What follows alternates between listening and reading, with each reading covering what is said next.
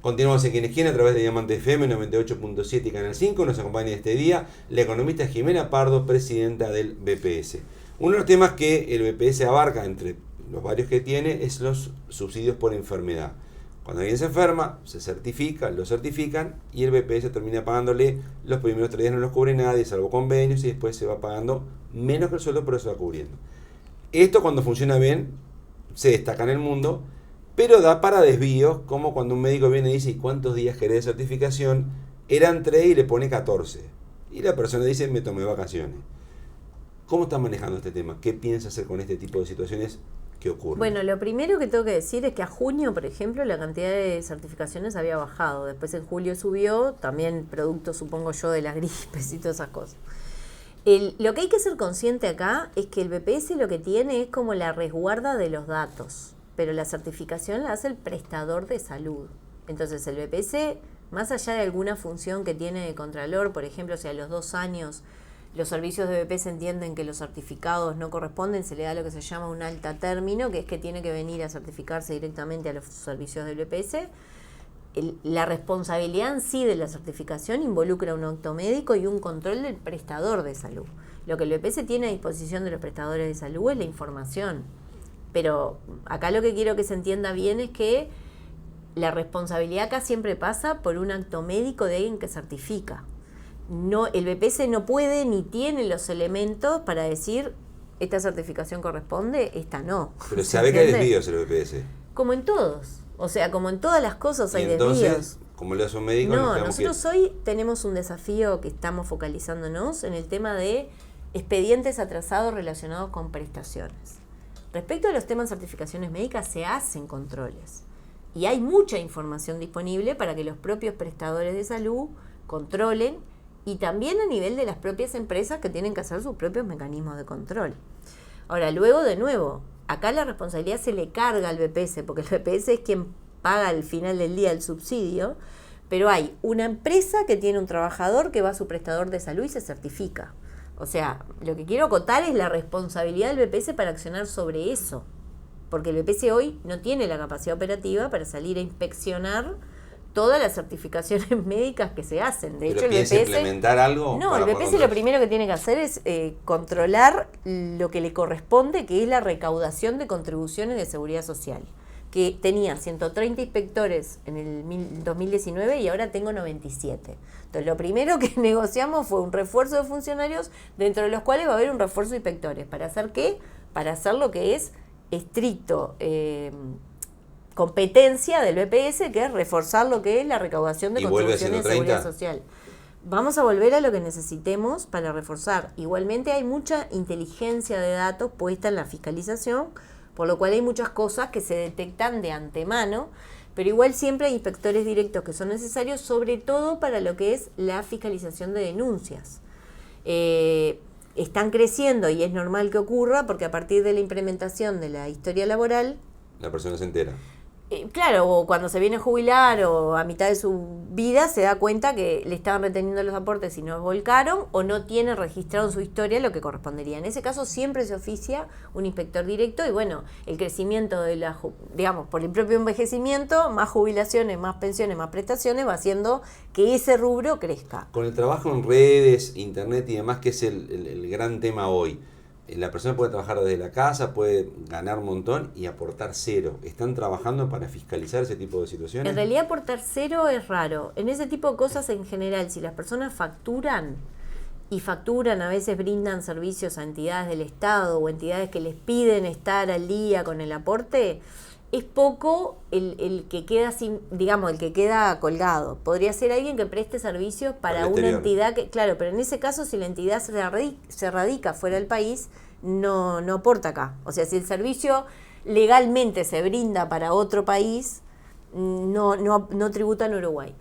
O sea que no es, acotemos, porque no es en general todos. Lo que sí ocurre en esos casos, y es parte de lo que hay que revisar, y que tiene mucho que ver también con que cada uno sea consciente de esto y también puede ir complementando, es que si la persona, por ejemplo, tiene un monotributo, está aportando por un ficto. Si tiene una unipersonal, está aportando por un ficto. Y muchas veces ocurre que se aporta por los mínimos que se puede, sobre todo si la persona no tiene dependientes. Entonces, lo que puede ocurrir no es que esté informal, sino que tiene un problema de que en realidad la prestación que va a tener Aporta el día de menos. mañana no tiene relación con el salario. Diferente decir actividades más, por ejemplo, podríamos pensar en departamentos más de frontera, actividades donde sí hay tipos de trabajo que en general son los más vulnerables, donde entran y salen de la formalidad. Allí obviamente sí hay operativos que se llaman sobre todo de inclusión, que tienen que ver con fiscalización directa y con cruzamiento de datos. O sea, nosotros ahí también hacemos un trabajo de cruzar datos con otras entidades del Estado, DGI, particularmente DGI. Y ven la facturación y demás y dice, esto no me cierra. Hay cosas que se van detectando. Obviamente el trabajo más unipersonal, más de monotributo, es más una tarea de fiscalización directa o fiscalización de gestores, por ejemplo, que eso sí se hace en campo. Pero están buscando fortalecer, modificar la forma de fiscalizar ustedes. No modificarla porque no es que se haga mal, estamos buscando fortalecerla, sobre todo a través de reforzar el proceso de fiscalización de inspectores, digamos, directos. ¿Hay facultades que le faltan ahora o las tiene todas? Bueno, podría mejorar, nosotros tenemos allí alguna cuestión que vamos a estudiar para plantear al diálogo social dentro de lo que es la revisión de la financiación del sistema. Hay una serie de normas que podrían ayudar. ¿Algún ejemplo como para entender por dónde van? Por ejemplo, el tema de cuando uno inspecciona un lugar y verifica que los trabajadores perciben salarios inferiores al laudo del Consejo de Salarios o no puede identificar los salarios que percibe, el tema ahí es cómo uno los graba. Si los puede grabar, los graba por lo que se declara que percibían o los graba, como nos pasa a todos nosotros, que uno tiene un líquido y un nominal. Esas cosas requieren cambio legal y bueno, probablemente... Pero eso se resolvió en el periodo anterior, que antes se nominalizaba todo. Bueno, pero se resolvió justamente, y se fue a lo real. Bueno, pero ahí se recauda menos. ¿Usted quiere volver a lo anterior entonces? Y bueno, pero requeriría ley. O sea, quieren nominalizar No quiero volver. De nuevo, tú me estás adjudicando intención. Nosotros estamos estudiando. Y parte de las cosas que estamos estudiando como ejemplo es eso. Pero, o sea, el ejemplo que están estudiando es volver a nominalizar. Eso es lo que están estudiando ustedes. Como cualquier trabajador. O sea, tú tenés un nominal. ¿Qué es lo que percibís? El líquido. O sea, ¿fue un error del periodo anterior esto? No sé si es un error. Es algo que si uno habla de financiación del sistema, es algo que hace agujeros, digamos, en la financiación del sistema. Y te estoy tratando diferente de lo que trato a cualquier trabajador uruguayo. Porque, de nuevo, si tú percibís 10.000... tú no cobrás 10.000, cobrás 10.000 menos las cargas sociales, bueno, no se paga en ese caso por el monto de IRPF, el FONASA, y cobras un líquido. Bueno, entonces es tratarte igual que el resto de los trabajadores. O sea, lo lógico sería nominalizar, de hecho, usted. Y yo entiendo que sí, pero es algo que tendremos que conversar y que tendremos que analizar. No es la única modificación legal que podemos estar mirando a efectos de fortalecer lo que es la financiación del sistema. ¿Sabe cuánto perdió el BPS por no nominalizar? ¿Tiene una cifra de cuánto se perdió? No tengo. Es mucho. Probablemente, sobre todo porque es algo que se prorroga en el tiempo. Es una forma de tratar así de acá en adelante. Eso es, entonces ustedes van a hacer mucho énfasis para que se modifique. De nuevo, estamos analizando el tema. Pero con el énfasis para que se modifique, obviamente. Y bueno, lo vamos a plantear, después veremos qué tanto énfasis le damos. IRPF, por cómo está diseñado, ¿premia el esfuerzo o lo castiga? Hay personas que dicen, mira, si me vas a poner una receta no me la pongas ahora porque me paso de franja y ya me sale carísimo, o va a conseguir un trabajo adicional y dice, no, mira, no me pongas en BPS formalmente porque me paso de franja y termino perdiendo más que ganando. ¿Hay que rediseñar la forma como se cobra el IRPF? Esa es una pregunta más para el Ministerio de Economía. Pero ustedes están vinculados también a eso. Sí, pero yo soy la presidenta del Banco de Previsión Social, me dedico a las contribuciones de seguridad social. Pero sí, como economista. Sí, como ciudadana, lo que sí te voy a decir, más allá de las mejoras que merezca el diseño impositivo, que siempre que pasa el tiempo podría haber sido muy lindo para el pasado y capaz que hay que mejorarlo, porque la realidad va cambiando. No voy a opinar sobre lo que me preguntaste. De lo que sí voy a opinar es que me parece que yo como ciudadana lo que entiendo es que todos deberíamos eliminar esto de que pagar impuestos es malo. O sea, yo creo que hay una cuestión creciente en la sociedad donde pagar impuestos es malo, en especial en aquellos que tenemos mayores ingresos. Creo que es una discusión que la vimos recientemente cuando se reformaron algunos institutos previsionales. Parece que contribuir a algunas cargas es malo. Yo creo que como ciudadano todos tenemos que pagar impuestos. ¿Qué tantos impuestos pagamos? Bueno, es algo que es de preferencia del sistema político. el IRPF es algo que grava más las personas de ingresos más altos, después se verá si el diseño está bien o mal, pero yo no es que yo comparto esa filosofía, o sea, no me parece mal que yo pague más que un monotributista. En esa filosofía, y al economista le pregunto, ¿hay posibilidad de grabar más en Uruguay? ¿Hay sectores, personas que pueden pagar más? No tengo ¿O la estamos información en el para tope? hacer un juicio sobre eso. Nunca llegó a analizar, por lo menos, someramente esto. No es a lo que yo me dedico. Las situaciones de personas con discapacidad. Hay un baremo, que es la forma en que se diagnostica a la persona, que está en un 66% de discapacidad. Si la Para persona, la jubilación por incapacidad Exacto. total o la pensión por invalidez. Ahí está. Si la persona llega al 66, le dan. Si llega al 65, no se lo dan. ¿Va a rediseñar? ¿Piensa modificar esto? ¿Está bien así? Hay médicos o hay personas que operan en este sistema que dicen, a veces llega al 65 y por ese uno no llegamos a la persona que está muy limitada en sus capacidades, no puede acceder a este tipo de prestación. ¿Es algo que está bastante en revisión o está bien así? Bueno, lo primero es una aclaración, lo segundo tiene más que ver con un cambio legal. Entonces requiere una conversación que es un diálogo en sí mismo. Lo primero es, hoy la persona, y depende de la situación, si no llega al 66, pero por ejemplo tiene más del 50%, tiene lo que se llama una incapacidad para su tarea habitual, allí puede acceder a lo que es un subsidio transitorio por incapacidad 3 parcial. años. Que es por 3 años. Entonces, no es que si llega al 66 no tiene nada, podría ser que estuviera en condiciones de acceder a un subsidio transitorio por incapacidad parcial. Lo que sí ocurre a veces es que el subsidio transitorio por incapacidad parcial se culmina a los 3 años, la persona a veces puede volver a su trabajo porque lo mantuvo, a veces la persona no accede al 66 y no mantuvo el trabajo y ahí queda sin una cobertura. El cambio en la forma en la que se valora la incapacidad total en particular o la incapacidad en general requiere ley. Entonces yo creo que sí, que podría revisarse. No creo que debiera integrar ahora en sí misma una conversación. Creo que es un sistema lo suficientemente importante y con varias patas como para tener una conversación en sí misma. Podría ser algo que en el marco de la Comisión de Protección y Seguridad Social que se creó, que coordina la OPP, como es una comisión permanente, cuyo primer objetivo es el diálogo, pero puede haber muchos objetivos a lo largo de los 5 años, podría ser algo que se podría conversar, pero no solo por el tema de que no acceden, por el tema de cómo ha cambiado la incapacidad desde que se diseñó el sistema, digamos. ¿Pero usted modificaría en el porcentaje, por ejemplo, del baremo? Yo creo que hay que valorar la incapacidad diferente. La incapacidad capaz que hoy no está vista como algo tan discreto, ¿no? O sea, o no estás o estás. Capaz que podría ser algo más en donde como en una con determinada... franjas.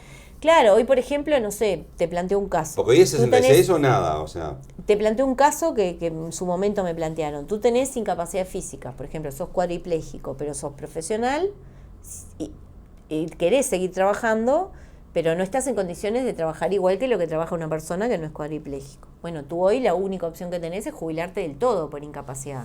Y si estás jubilado por incapacidad, no puedes trabajar. Entonces, bueno, este son el tipo de cosas que capaz que habría que analizar. Pero de nuevo, el análisis no es sencillo ni es tan directo, porque una vez que uno analiza, considera situaciones que es necesario considerar desde el punto de vista de la protección, también después tiene que ver los incentivos y que el diseño sea coherente con que no sea que todo el mundo al final es como una, digamos, como una cuestión de que llego a una determinada edad y accedo, ¿no? Entonces el diseño importa. Hay que contemplar las cosas que corresponde contemplar. El sistema tiene muchos años, es probable que haya que revisarlo, pero de nuevo, me parece que requiere un estudio más profundo, que no es tan directo ni es tan sencillo decir, modificamos esto y con esto se arregla. Pero la revisión es total, el porcentaje, la forma de acceso... Sí, yo creo que lo que hay que pensar es el sistema en su conjunto. La franja, o sea, no sería como ahora que es un número y nada más. Hay que ver, o sea, capaz que sería como ahora, pero con otros esquemas. No te puedo decir a priori cuál sería el cambio. Lo que sí creo que no es un cambio. No es, este porcentaje que dice 66 pasa... No, me parece que hay que valorar distinto justamente por esto. Porque hay desafíos que antes no estaban, que hoy están presentes. ¿Eso, la idea es plantearlo este año, a partir del año que viene? No, a partir del año que viene. O sea, una vez que el diálogo social esté con sus conclusiones. Sí, es algo que tendrá que valorar, digamos, en su conjunto el gobierno y ver cómo lo tramita. ¿Le preocupa la financiación del BPS? 7 puntos del IVA aproximadamente van para BPS. Si se siguen sumando prestaciones y del diálogo social surge apoyos a sectores como la niñez, por ejemplo. Ahora se hizo el bono para la educación, se aumentaron las jubilaciones mínimas. ¿habría que ver cómo financiar mejor el BPS? Bueno, es parte de lo que estamos hablando, sí. La preocupación nosotros de que la financiación no esté perforada la tenemos y es parte de nuestro rol, que el BPS recaude lo que tiene que recaudar. Luego es la cuestión de cómo se sustenta el BPS. Yo siempre acentúo que el problema más grande que tiene el BPS es jubilaciones y pensiones, que también tiene asociada su contribución, que obviamente no alcanza. Pero la mayoría de los programas que administra el BPS son programas cuya financiación por definición viene de rentas generales. Por ejemplo, asignaciones familiares de lo que es el plan de equidad o otras prestaciones. Entonces, a mí lo que no me asusta que tenga un subsidio, va a tener siempre un subsidio. ¿Podría crecer? No, bueno, es que cuando uno piensa en la sustentabilidad financiera del sistema, lo que piensa es en que el crecimiento de lo que venga sea consistente con el crecimiento de la economía. Pero no está, me parece, planteado el escenario donde no va a tener un subsidio o donde no va a necesitar... O sea, no se puede soñar con BPS que a sí mismo se sustente, eso no puede ocurrir. No, son 3.000, no, y más en una población envejecida. O sea, estamos hablando de que los 7 puntos del IVA más el IAS son unos 3.000 millones de dólares por año. O sea, es un 4% sería imposible que del el PIB. BPS pueda recaudar eso ¿Y por vos mejor pensás un que... ajuste del 4% del PIB a nivel de las prestaciones? O sea, que hay que acostumbrarse y darlo como un dato que el Estado tiene que subsidiar. Bueno, pero siempre. a ver, ¿ves? Esta es exactamente la discusión de por qué como ciudadana yo pienso que tenemos que abandonar esto de que pagar impuestos es malo. La protección social sale plata. O sea, cuando la gente después dice yo quiero ganar más, quiero estar cubierto cuando llego a determinada edad, cuando tú me preguntás cómo mejoramos esto que las personas que tienen 65 no llegan al 66 y no están cubiertas. Bueno, el sistema de protección social sale plata. Lo saben los suecos, lo sabemos los uruguayos. Entonces, y me eso parece... se paga con impuestos, no hay otra. O con contribuciones o con lo que sea, pero en general, sí, proteger, por eso los sistemas... Si yo hago sistemas divinos, muy sustentables, también puede ser porque no protejo a nadie. O sea, tampoco puedo tener un sistema que proteja a todo el mundo y que no tenga los recursos. Por eso te digo, el nivel de subsidios de por sí malo, no. Lo que tiene que ser es consistente con el crecimiento de la economía. Mayoritariamente a las personas no les gusta pagar impuestos, acá y en cualquier parte del mundo. No sería mi caso, que soy... ¿Te gusta pagar impuestos? Sí, yo pago contento de impuestos. No soy una persona muy común en Uruguay. Si paga contento de impuestos y le suben el porcentaje para que haya más prestaciones, ¿usted no tengo se la problema. banca? Y sí, por supuesto. ¿Con alegría, con la misma alegría? Yo mandé a mis hijos a la escuela pública. Eso es un servicio público. La salud pública es un servicio público. O sea que sí. La justicia es un servicio público. Del diálogo ya sufre un aumento de impuestos para financiar esto, usted contenta. No sé qué va a surgir del diálogo social. No, pero si llegara a pasar eso... Bueno, pero no sé, no me gustaría validar eso porque no es parte de lo que está planteado en el diálogo social, es mejorar la financiación del sistema, no necesariamente es crear más impuestos. ¿Qué pasa para el que le dice, está bien, usted paga contenta? Yo no, le dice, porque yo a mi hijo lo quise mandar a la escuela pública, no eran las condiciones, no funcionaba, pago un colegio privado. Quise que la policía me cuide, me robaban varias veces, contraté seguridad privada. Yo no pago contento los impuestos. Bueno, pero vivimos en una sociedad. ¿Qué le dice a esa persona que le pasa eso? Que vivimos en una sociedad y tenemos que convivir. Entonces que la convivencia exige contribuciones porque no hay otra manera de sostener servicios públicos. Yo entiendo, porque siempre me ha pasado en los asados con amigos, que la discusión sobre los impuestos termina en el fondo en la discusión sobre los servicios públicos. Yo acá los invito a mirar los países vecinos y los países de la región de Latinoamérica. Siendo que nosotros capaz que estamos peor que nosotros mismos en el pasado, estamos mucho mejor que otros países, que no quiero decir, digamos, pero seguramente nuestros servicios públicos son de otro nivel. Hay que ir, por ejemplo, a Paraguay y ver lo que es la protección social en Paraguay. Hay que ir a otros países de América Latina. Entonces yo creo que eso, o sea, es una fantasía de que todas personas nosotros podemos autosustentarnos a nosotros mismos, porque además si no, de nuevo, tenemos un problema grave en seguridad. Eso no se supera sin que todos pongamos algo. Y es una fantasía muy loca pensar que yo voy a tener todo el tiempo un guardaespaldas acompañándome, mis hijos no van a necesitar salir a la calle. O sea, para que la sociedad uruguaya sea más segura en su conjunto, hay que invertir en cárceles, hay que invertir en cosas que tienen que ver con que la gente tenga trabajo y tenga oportunidades. Y eso requiere recursos. Uruguay es caro, se vuelve caro con todo esto. Sí, somos un país muy chico, seguramente es caro, pero ¿cuál sería la alternativa? No, le pregunto a usted, a la que le dice... No, pero yo te lo pregunto a vos, porque yo la alternativa ya te la dije. O sea, hay que poner plata en políticas públicas. ¿Cuál sería tu alternativa? Y entonces, la única forma es esa, o sea, no hay otra forma de No resolver. sé, capaz que otros piensan otra cosa. Los Capaz que otros empresarios... piensan que uno puede por sí mismo solucionarse todo. Yo creo que no. Pero no sé cuál sería la tuya. Cuando hablan de los empresarios, cuando hablan de los grupos de empleadores, hablan también de bajar el costo del Estado. Que el Estado es caro también para algunas cosas. ¿Usted eso lo comparte, no lo comparte? No tengo posición. O sea, no tendría muy claro. Yo soy muy amiga de la evidencia empírica.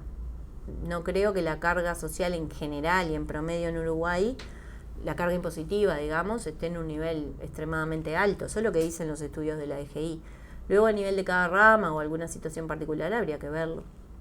Economista Jimena Pardo, presidenta del BPS, gracias por ser parte de Por favor, un gusto. Gracias también a usted por acompañarnos en un programa más. Le recordamos, como siempre, horario principal de Millón de Quién es Quién, jueves 22:30 horas en Canal 5 y en Diamante FM. Dios mediante, entonces, nos encontramos en un próximo Quién es Quién. Gustavo Vanescayán, que le habla de salud, le recuerda que esto ya es historia.